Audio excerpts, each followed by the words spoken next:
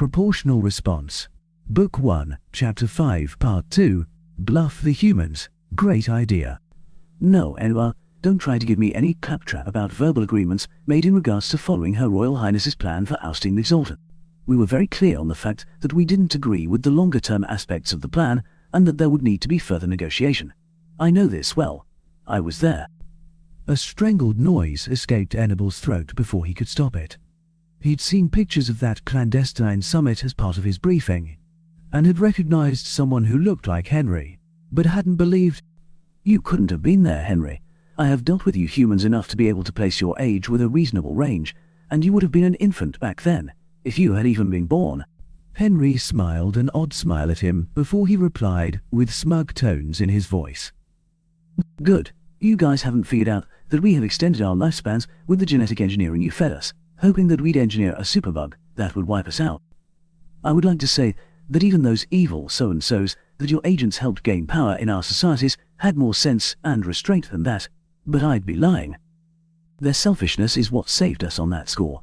Many were already facing the ravages of time, and so they took the information you gave them and told the geneticists to get to work on extending human lifespan rather than weapons of death. After all, they had plenty of deadly toys already. So, yes, Inimal, I was there. In fact, I was part of that cabal I mentioned. No, don't bother to ask. I am not going to tell you my role in it, nor how old I really am, other than to say that I was one of the youngest people there. Also, before you ask, no, we are not immortal. The treatments extend our lifespan considerably, at least by triple, if we get them started soon enough, possibly even out to that of the longest-lived sapient races, like yours. We aren't sure, though. Our first generation to receive the treatments at the optimal age are still pretty young. One of the nicest things about the treatment, though, is that aging is nearly stopped when the treatments start, and stays that way until the end. We still die of old age, but we get to enjoy a very protracted youth first. Enibal sat back in the chair and had to set down the coffee cup lest his shaking hand send coffee everywhere. He thought they, the Empire's intelligence, had a handle on the humans, their capabilities, their potential, and their likely courses of action. The revelations of the last few minutes blew half those limits out of the water, and he had a sinking feeling about the other half. He forced himself to look into Henry's eyes and felt great sorrow for a moment. He liked this human, and even considered him a friend. They had shared a number of pleasant evenings in conversation or sharing entertainment. He knew he was probably about to end their friendship, and he feared the response from the humans, but he had clear orders and had no choice. He had to try. Nonetheless, Her Majesty is most displeased, and will not tolerate you humans bringing conflict about like this. You were uplifted to provide a counterpoint to the exultant adventurism, not to provoke open conflict, and she demands that you stop. Henry raised an eyebrow at him, something he'd learned was a warning gesture. He sighed, pulled out a datapad, turned it on, set it on the table, and pushed it across. I had really hoped it wouldn't come to this, Henry, but you've left me with no choice. You will find a great deal of information on this datapad, which is heavily protected from copies, by the way. Information that Her Majesty has about the secret deals between our governments, as well as a good many of the illegal actions your people have performed, hit and run attacks, thought to be pirates, mining in illegal zones, exploration outside of your allotted zones, and more. Some of it part of the plan, some of it things our intelligence found you doing and has held on to. Her Majesty has instructed me to gain your compliance by any means necessary, including the release of some or all of this data. If your government does not agree to go back into compliance with the plan within 48 of your hours, recall you to Earth, and issue an apology for your behavior in Council today, the information on this pad will begin to be released to the League Assembly. I'm sorry, Henry, but we simply can't have you humans upsetting the balance like this. Henry leaned forward, glanced at the datapad, and Enibal felt his blood run cold as Henry looked up and smiled. Go ahead, release it. I know most of what is on here. If your government releases any of this information, however, know this. We will release every bit of the rest of the plan. We will also sever all diplomatic and economic ties with the Venta Empire, including bringing back all of our military forces and pressuring our mercenary companies to sever their contacts. You are right in that the release of this information would probably bring a nasty response from the Sultans. We humans are moving as we are because we believe we have a reasonable chance against their aggression, even if we have to stand alone. Henry paused for a moment, and his smile turned nasty. Can you say the same? Enibel dropped his hands in his lap. His mind's eye could see the shattered remains of his political career. The Empress would not take this well, especially because Henry was right. He tried to warn Her Majesty that the humans might respond this way, but she had been in one of her rare moods. Now, the damage was done. He still had a job to do, however, and he needed to at least try and do it. I will tell Her Majesty your terms. I can't be sure of her response. Henry gave him a sidelong, disbelieving look. But I doubt she will be willing to proceed with the release of this information. However, I still need to know, to understand, if only for myself, why. Why are you provoking the Altons like this? Why now? Why take actions, like raiding the League data vaults, and this provocation, which are likely to lead to war with the entire rest of the League, where another few decades of patience would see a representative of the Empress in the Prime Minister's seat, and get everyone out from under the Sultan yoke without bloodshed? A horrifying thought crossed his mind. You plan to put one of your own on the seat, don't you? Do you have any idea what that would mean? Even an attempt? Henry raised his hand, then sat back in his chair and took a moment to get settled before he spoke.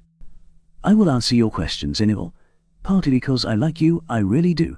You have been good to work with, and an asset to humanity most of the time. I even consider you a friend. I'll start with your last question. No, we do not mean to have a human succeed Kilintar to the Prime Minister's seat. For a lot of reasons, not the least of which is that we, as a society and a collection of governments, are not ready.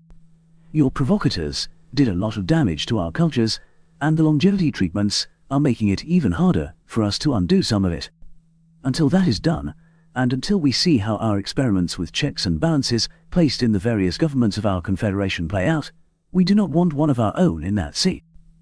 Whether we will be pushing to get a representative of the Empress or someone from another species, when the time comes, will depend on what you, Her Royal Majesty, and the rest of your government do in the meantime. As to the rest of your questions, I will start with, why now? The answer to that is simple. The primary purpose of stopping this confistration is not for the purpose of political gain, or as part of any larger plan, yours or ours. We are going to work it into the plan as best we can, of course, but that is not the reason. No, Enibel, this is a principled stand on purely ethical grounds. We believe confistration to be an obscenity, and have vowed to oppose it. Enibel snorted, saw a chance, and seized it like a drowning man seizes a rope. That is false. You did nothing to oppose the confistration of the species on World 1623. Henry nodded solemnly. That is because the process wasn't really necessary. Did you know that species had never made it past the Bronze Age? Every time they managed to develop bronze weapons, they wiped out entire generations of each other. Still, we nearly opposed the vote then, rather than abstaining, but two factors stopped us. The lesser factor was the simple practicality that we weren't ready. We did not have nearly enough warships, the technology level, the political clout, nor the production capacity that we have now. The main reason, however, is that the species was doomed anyway.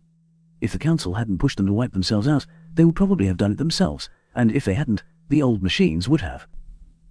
Enibel nearly jumped out of his chair at the last words, delivered so casually. What? How could you claim to know that? The old machines refuse to communicate in any Council language when they can be found, and when they can be bothered to communicate at all. Further, you humans have not been authorized to access what we do know of the language they communicate in, yet you sit there and claim. I don't claim anything, Enibel. I have read the transcripts and seen the videos. Yes, we know how to communicate with the old machines, and know a little better than any of the rest of you, I might add. We know a lot of things we aren't supposed to. How much, you ask?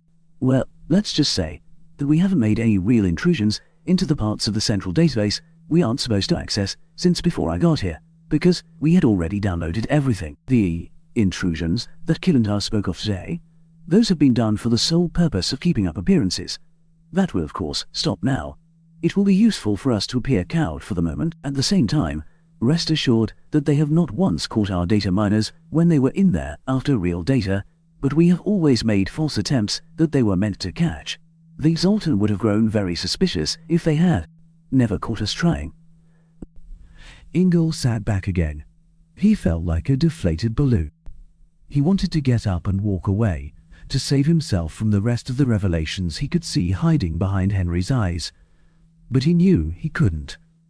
The Empire might never get another intelligence chance like this. Part of him wondered why Henry was suddenly so forthcoming. But he pushed the question away. He wasn't sure he wanted to know. So, yes, the old machines would have stepped in if necessary. It seems they have some sort of parameters for what species they will allow out into the galaxy at large. The hits just kept coming. Wait, why were you humans so interested in communicating with the old machines anyway? 2 reasons. The first, we are interested in everything. Haven't you figured that out, that we humans are a diverse, inquisitive bunch? If there is any piece of knowledge out there that is going to be difficult to find, sooner or later, some human is going to come along and want to find it, either because they get a desire to know, or just to do the thing, because it is hard.